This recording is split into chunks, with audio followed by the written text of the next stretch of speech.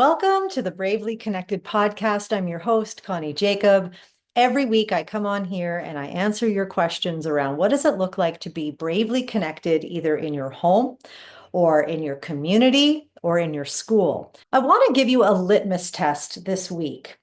I find a lot of people get into the weeds, right? So what do I mean by weeds? Well, we have really become a society, a culture that focuses on behavior management.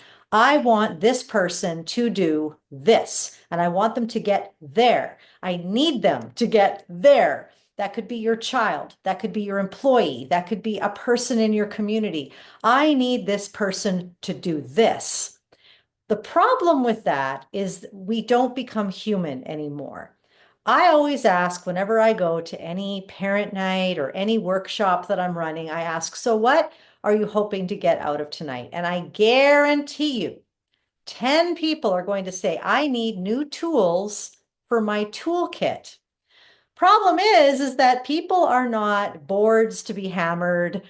We don't actually need strategies so much. We need a shift in our thinking and in our philosophy around what it means to be human and to be connected as humans. And the reason why I call it bravely connected is because the method that I teach is pretty brave. It would be so much easier for me just to say, here's how to manipulate your spouse.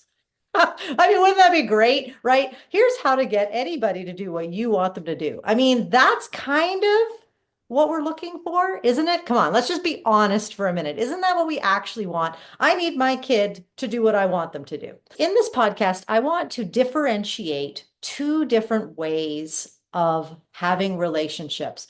One is fear, control, and punishment. Okay. Fear, control, and punishment. And on the other side, we have connection, boundaries, and discipline. Sometimes when people hear my method, they go, that's flaky. I'm like, oh, there's nothing flaky about this. It's because we think that we're allowing our kids to be so emotional, or we've become such an emotional society. So I had someone come up to me this week at a parent night, and she asked a very sincere question. I think a question that we all have in our hearts, and that is, how are we setting our kids up for success in the real world by focusing on emotions and coming alongside of them and bringing them closer? Are we setting them up for their future? This is what I said to her. I said, well, the other side of that pendulum, the way I was raised, certainly didn't set me up for the world, the real world. Yeah, okay. What that did for me is it allowed me to pull up my pants and suck it up and get things done. Get this. The way I was raised actually made it so that when my father passed away, 15 minutes after hearing about him passing away, I taught a dance class because that's what I was raised to do. I buried my tears, I put on a brave face, and I went out there and I did my job. Now, I'm not saying that we should do that, but that's what my upbringing created in me. And that's not a bad thing.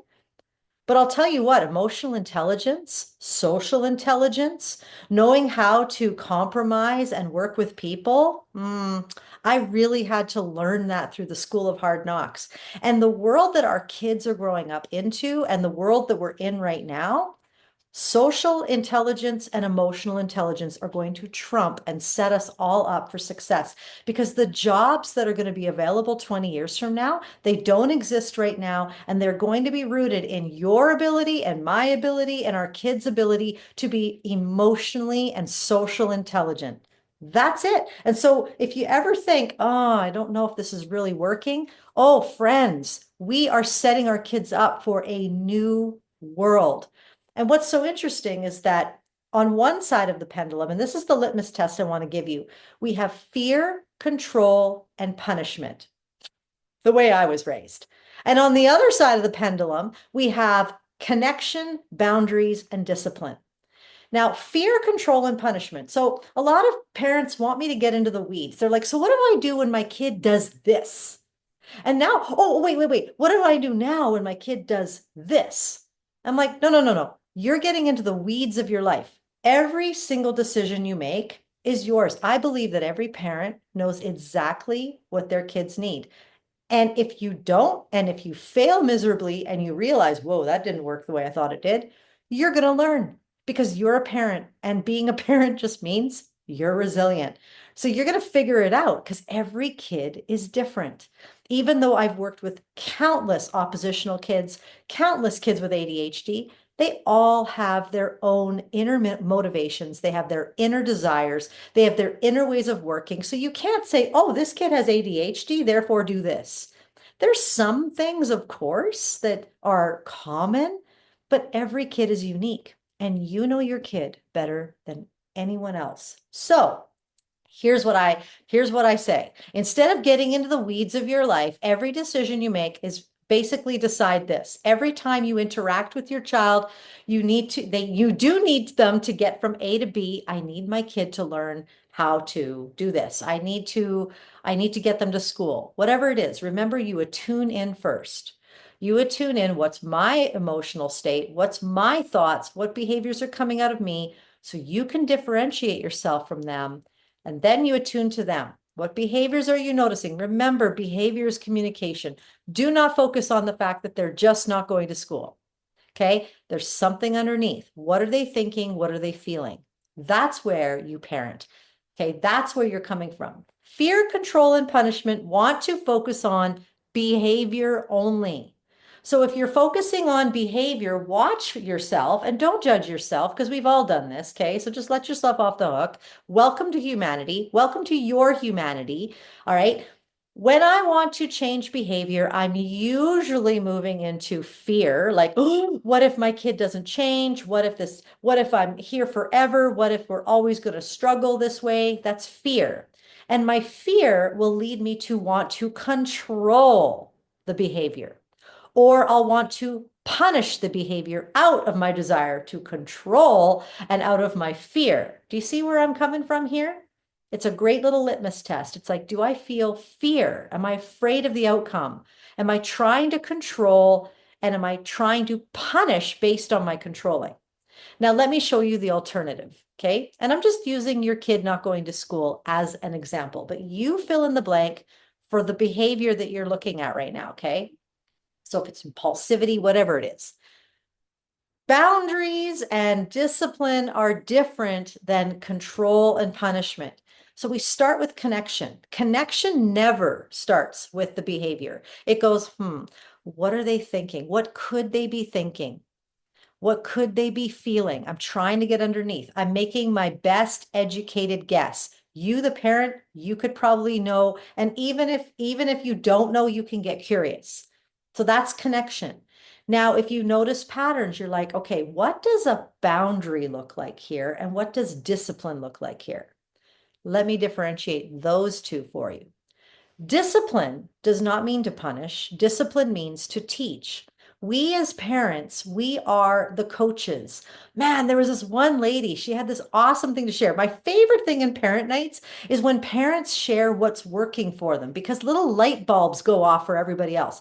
This is why I truly believe that parents need to get together more often, because when you get together with other parents in the room, you realize, A, we are not the only messed up family out there, but you also learn like, hey, that's a great idea. I might try that.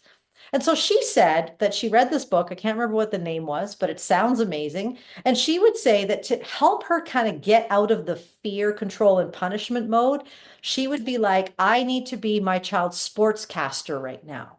So my child's laying on the floor having this complete meltdown in the middle of the mall. Instead of me moving into fear, I'm like, I need to be the sportscaster. Hey, I see that you're feeling a little frustrated right now. Hey, it's okay. You know what we're going to do? I'm going to get you a drink of water.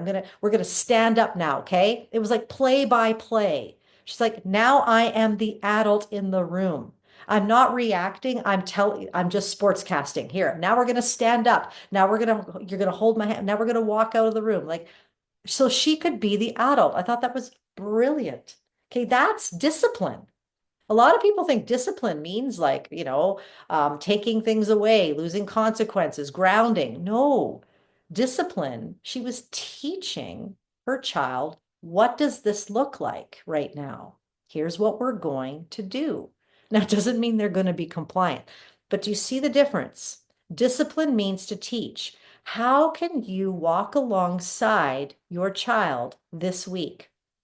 Boundaries is when they look at you and go, I'm not having any of that. Boundaries are not walls. Boundaries are allowing you to keep having bridges. One of the best boundaries that I would recommend you have is don't let their decisions affect you. Their decisions are not yours. Their decision to not do their homework, that's not your decision, that's their decision. We move into fear, control, and punishment when all of a sudden we are taking on their decisions like it's ours. And I think that's because we feel this huge sense of responsibility with our kids. Yeah, but if my kid doesn't go to school, it's the principal isn't thinking, oh, that's their decision, not the parent. That's not what they're thinking. And so but I have to remember, oh, wait, my child pretending to be sick for the 30th time this year, that's not my decision, that's theirs. I can differentiate. It doesn't mean I go, not my problem. That's not what I'm saying. What I'm saying is that now my boundary will be, well, when you choose that, this is what I will do.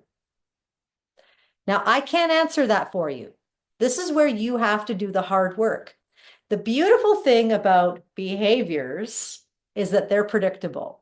You can probably predict the time of day your child would probably have a meltdown in the supermarket by now.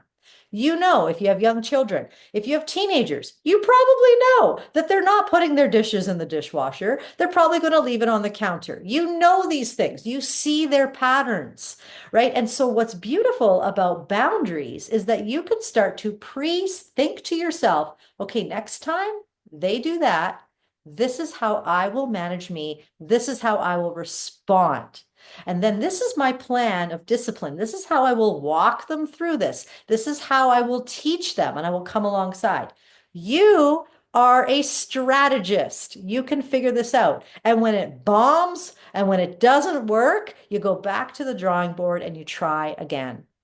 One of the things that I've realized with parents, including myself back when my boys were younger, was I thought, okay, great. I'll listen to this podcast with this Connie girl and I'll listen to her bravely connected method and I'll apply it. And I want a change done by next week. Friends, your kids and your teenagers are experts at being stupid. Okay. They are experts at making mistakes. They are experts at not knowing, having a clue what they're doing in their life because they're kids. And so being a parent means you're going to press repeat over and over and over again. You know, the number one way to develop a prefrontal cortex? The number one way children develop their prefrontal cortex, where they are problem solvers, where they are creative, where they're reasonable. Guess how that gets created? Repetition. So their rational brain is literally being created by you having to repeat yourself over and over and over again for 18 years.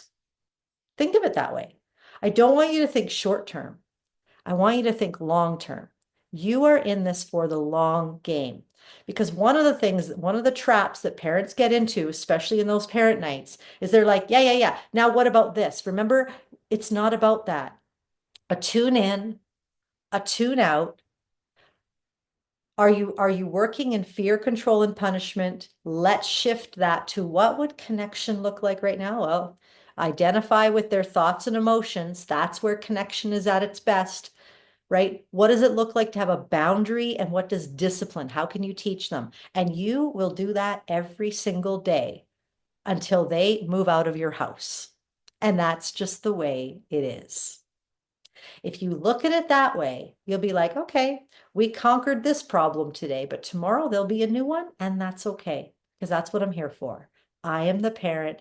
I'm the adult. I can do this. When I make a mistake, and I will, when it doesn't work, and it won't, I'm going to try again. I'm going to repair when I need to. And I'm just going to keep going, but I'm going to make connection my goal. So this week, I want you to try that litmus test, and I would love to hear how it goes. Stay brave, everyone.